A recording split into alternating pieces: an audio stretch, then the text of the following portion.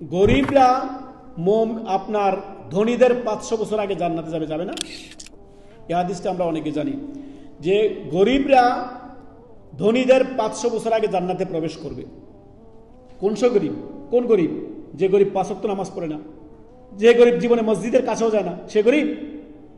ওই গরিব হচ্ছে যে ব্যক্তি আপনার দৈনন্দিন 5 ওয়াক্ত সালাত আদায় করে, আল্লাহ এবং কি তার রাসূল সাল্লাল্লাহু আলাইহি ওয়াসাল্লামের ইত্তেবা অনুসরণ করে, সমস্ত শিরক বিদআত থেকে বেঁচে থাকে, তাওহীদ সুন্নাত ভিত্তিক জীবন যাপন করে, অল্প কিছু রিজিক আল্লাহ দিয়েছেন সেগুলো খেয়ে কোনোভাবে দিন যাপন আপনার দিন কাটাচ্ছে, যেই হালাতে আল্লাহ রাখছেন, আলহামদুলিল্লাহ রাব্বিল আলামিন।